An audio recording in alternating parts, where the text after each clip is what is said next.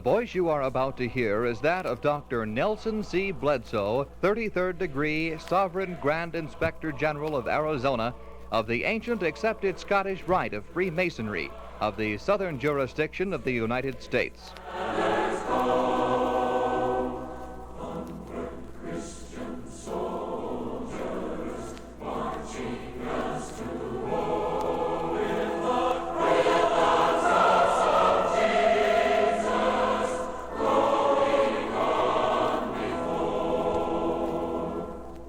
My son, if you would retain the heritage of Freemasonry, you must earn it anew. The heritage that you have received is essential to our American way of life. When our forefathers, wise in their knowledge of political science, provided checks and balances in our Constitution, they had in mind the abuses and hardships found in the laws of the old world. To correct these problems in the Bill of Rights, what the federal government could not do. Whenever the executive or the judicial departments attempts to usurp the legislative powers, it circumvents the Constitution. The Constitution is founded upon principles which are everlasting. Masonry in all its branches teaches a reverence for the law of God and man, and an undying loyalty to constitutional government and the supreme worth of the individual. Our Masonic brethren had a great part in writing this document. It is up to us to retain what they have handed down to us, and as Freemasons, to guard this heritage and preserve it. Probably every one of the 4 million American Freemasons in the United States has heard the story that a group of Masons started the American Revolution. He has heard the story that St. Andrew's ancient lodge in Boston was adjourned while its members, painted up as American Indians, went down to the Boston harbor, dumped the British tea into the bay, and came back and closed their lodge. Whether this story be true or not, it is historically certain that Freemasonry and the spirit of the American Revolution were synonymous. The Mason, Paul Revere, symbolized all American Masons who rose to fight for freedom. Masonic lodges were scattered all through the original 13 colonies. Thomas Paine, who with Thomas Jefferson was one of the inspirations of American democracy, was a Mason. Freemasons like John Hancock, Benjamin Franklin, George Washington, and many others were the leading thinkers in the Continental Congress. Several of them signed the Declaration of Independence.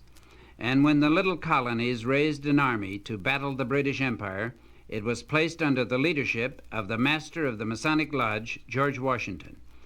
John Paul Jones, the founder of the American Navy, was a Mason. Of the 55 delegates to the Continental Congress, more than half were Masons. What many American Masons do not know is that Freemasonry played equally as important a role in the establishment of freedom in the Latin American countries. The liberators of every Latin American country from the monarchical and clerical despotism of Spain were Freemasons. Benito Juarez, the contemporary and friend of Abraham Lincoln and the leader of the Mexicans, was a Freemason. So was Simón Bolívar, the great liberator of Venezuela, Colombia, and Ecuador. Also Freemasons were Sucre, the hero of Bolivia, and Marino Moreno and Manuel Belgrado, who broke the chains of Rome and of Spain in Argentina. San Martí, who led the Roman Catholic populace to freedom in Uruguay, Paraguay, and Peru, was a Mason. The famous descendant of the Irish, Bernardo O'Higgins, a Freemason, freed the people of Chile, as did the Mason San Martí in Cuba and José Rizal in the Philippines. The listing of the Masonic leaders through the years in Central America, Guatemala, El Salvador, Honduras, Nicaragua, and Costa Rica sounds like a roll call of Masonic Blue Lodge officers. José Martí, the Mason, himself the liberator of Cuba, paints a picture of startling beauty when he describes the achievements of the greatest hero of South America, the Freemason Simon Bolivar. These are his words. Speak Bolivar's name, and visions swim in the mind of the mountain crowned less by snow than by the caped horseman, or of steaming jungles through which the liberators swirl forward, 3 republics in their knapsacks, to strike the last chains from a continent. One must speak of Bolivar from the tribune of a mountain, or amidst thunder and lightning, or with a fistful of free nations in one's grasp, and tyranny beheaded at one's feet. It is impossible to watch the unfolding of the 30th degree of the Scottish Rite of Freemasonry, with its powerful lessons on the dignity of man and the intellectual, moral, and spiritual freedom of the individual, without seeing in the background the figure of Jacques de Molay burning at the stake, or George Washington kneeling in the snow at Valley Forge, or Simon Bolivar leading his ragged followers across the mountain tops of the Andes.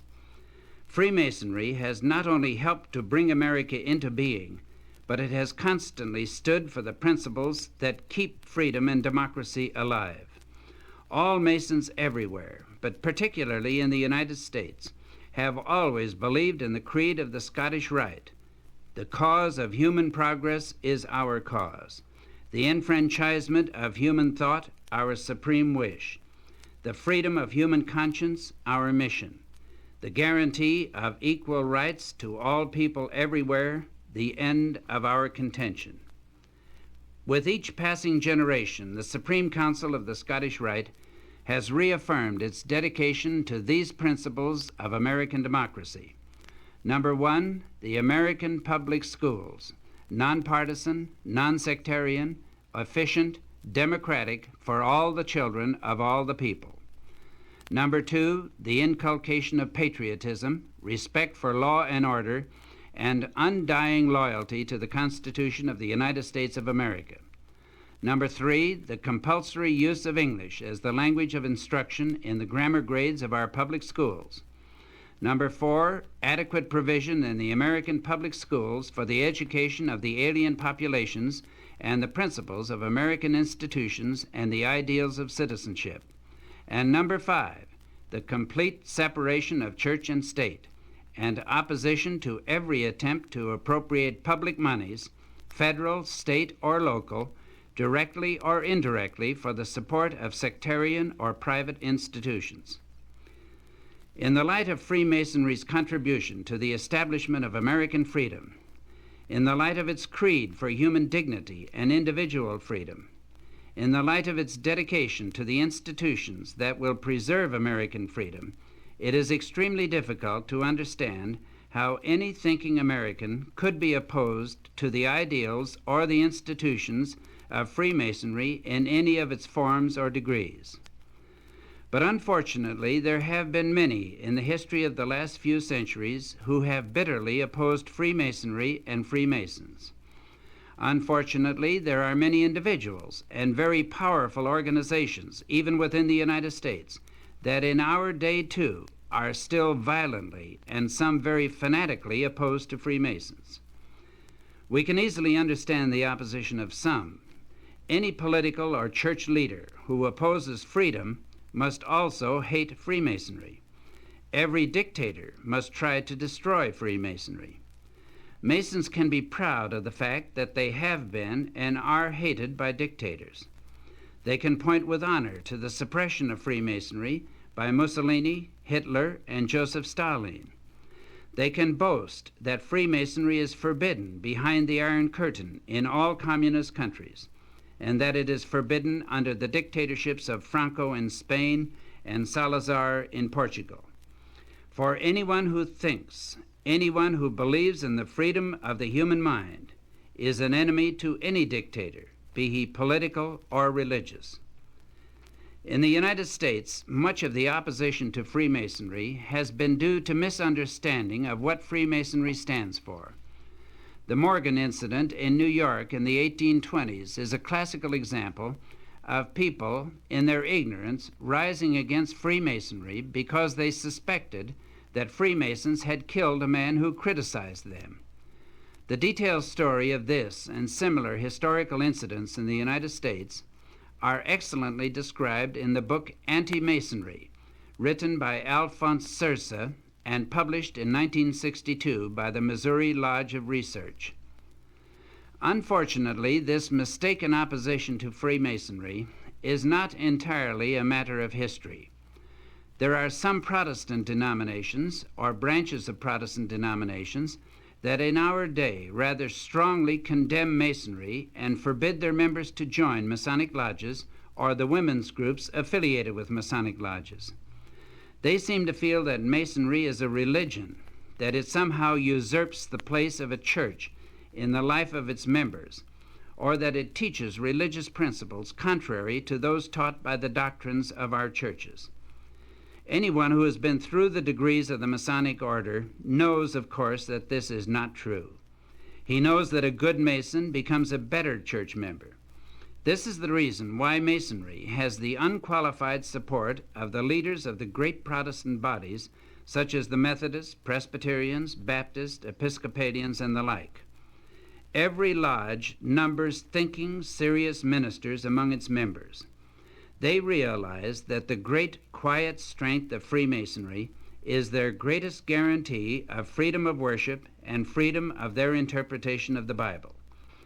The Masonic ideals of equality, liberty, and fraternity are also the ideals of every religion, church, or denomination that respects and believes in the freedom and dignity of the human soul. The opposition of the Roman Catholic Church to Freemasonry and its ideals is far more understandable. The Catholic Church does not believe in the freedom of thought or freedom of worship and freedom of expression that is so sacred to Masonry and to Protestantism. The Catholic Church teaches that it alone is the true church through which men can be saved. It teaches that freedom of thought means freedom to seek the truth, and that, since it alone has the truth, freedom of thought must lead inevitably to the acceptance of Roman Catholic beliefs. Wherever it has had the power through numerical or political strength, it has suppressed Masonry and Protestantism and Judaism alike. Many Masons do not like to face up to the opposition of the Roman Catholic Church towards their craft and its lodges. They do not want to appear bigoted or intolerant or anti-Catholic or prejudiced, and so they close their minds and their eyes and say nothing. All too many Masons are lulled into a false sense of security by the Catholic Church's insistence upon the word tolerance and its seeming participation in the brotherhood of Christians and Jews, and also by the much publicized gestures of friendship of the Ecumenical Council of the Vatican. Masons believe in tolerance. They show tolerance. Their shrine hospitals across the country serve all crippled children alike, and unbelievably carry a patient load of which the vast majority of children are Roman Catholic. Tolerance is a desirable virtue when it is a two-way street, when both sides are tolerant of each other. Unfortunately, the Catholic Church, like the Communists, does not always use words with the same meaning that we do. Tolerance is one of these words. The Catholic hierarchy of the United States asks non-Catholics to be tolerant when it demands tax funds for the support of parochial schools. It does not itself offer to be tolerant when tax funds are requested for population control or birth control, even in the countries where this is most needed. For 250 years, the popes of the Catholic Church have been condemning Masonry much more strongly than they have ever condemned communism. One of the most famous documents portraying the unreasonable hatred of the leaders of Catholicism, the popes, towards Masonry is the encyclical Humanum Genus of Pope Leo XIII, and the magnificent answer of Albert Pike, the Sovereign Grand Commander of the Supreme Council of the 33rd degree of the ancient and accepted Scottish Rite of Freemasonry in the United States. Pope Leo said these words: "We, by our authority, ratify and confirm all things which the Roman pontiffs, our predecessors, have ordered to check the purposes and stop the efforts of the Masonic sect, and all these which they establish to keep off or withdraw the faithful from such societies. And here, trusting greatly to the goodwill of the faithful, we pray and entreat each of them, as they love their own salvation, to make it a duty of conscience not to depart from what has been on this point prescribed by the Apostolic See. We entreat and pray you, venerable brethren, who cooperate with us, to root out this poison which now spreads widely among the nations. It is your duty to defend the glory of God and the salvation of souls. These were the words of Pope Leo XIII. In 1962, the Supreme Council of the 33rd degree republished this encyclical of Pope Leo XIII and the answer of Albert Pike, because that council feels that the difference of opinion between basic and fundamental Masonic principles of freedom of thought and of worship and of speech, and of the denial of those freedoms by the Roman Catholic Church, are just as vital in 1962 as they were in 1884. In the words of Luther Smith, the Sovereign Grand Commander, we believe that our members should know and understand the facts with reference to issues discussed herein by the Pope and Albert Pike, because they are still unresolved. The reply of Albert Pike to the Pope is not only one of the most beautiful examples of the English language penned in our day, but it also points out with shocking accuracy the reason for the Vatican's opposition to the Masonic Lodge. In the face of present Catholic pleas for tolerance, Albert Pike very truthfully states, and these are his words, "She, the Catholic Church, is never tolerant except under compulsion." He calls the Pope's encyclical a declaration of war against the human race. And he answers with the truth about Freemasonry in these words: "Nowhere in the world has Freemasonry ever conspired against any government entitled to its obedience or to men's respect. Wherever now there is a constitutional government which respects the rights of men and of the people and the public opinion of the world, Freemasonry is the loyal supporter of that government. It has never taken pay from armed despotism or abetted persecution. It has fostered no Borgias, no stranglers or starvers to death of other popes like Boniface VII, no poisoners like Alexander VI or Paul III. It has no role of beatified inquisitors or other murderers, and it has never in any country been the enemy of the people, the suppressor of scientific truth, the stifler of the God-given right of free inquiry as to the great problems, intellectual and spiritual, presented by the universe. It has never been the extorter of confession by the rack, the burner of women and of the exhumed bodies of the dead. It has never been the enemy of the human race and the curse and dread of Christendom. Its patron saints have always been St. John the Baptist and St. John the Evangelist, and not Pedro Arbues de Pilar, the principal inquisitor of Zaragoza, who, slain in 1485, was beatified by Pope Alexander VII in 1664.